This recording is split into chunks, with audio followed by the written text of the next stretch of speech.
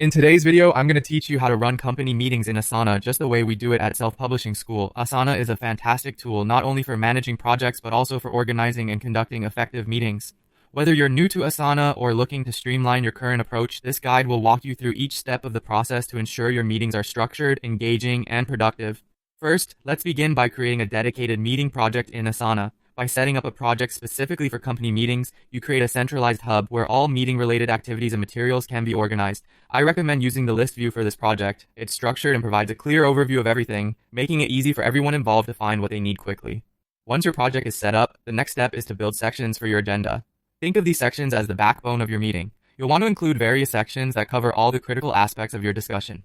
For example, you might have sections for wins, where you celebrate successes and progress, updates for sharing important news and developments, metrics and KPIs to review performance data, issues, discussion for open dialogue on challenges or ideas, and finally action items, where you summarize what needs to be done post-meeting. Now that we have our sections, the next step is to add tasks that correspond to agenda items. Each talking point in your meeting should be a separate task and placed under the appropriate section. This approach is not only logical, but encourages participation, as team members can contribute by adding their own agenda items before the meeting starts. This ensures that everyone has a voice and that important topics are not overlooked.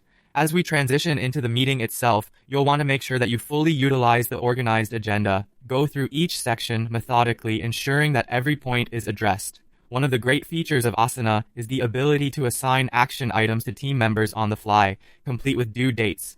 This turns your meeting into a proactive session rather than just a discussion, resulting in clear accountability for follow-up tasks. Lastly, it's crucial to keep a record of your meetings. Within Asana, this is as simple as leaving completed agendas in your project. This creates a valuable history of your meetings that you can refer back to, which is great for tracking progress or revisiting past decisions.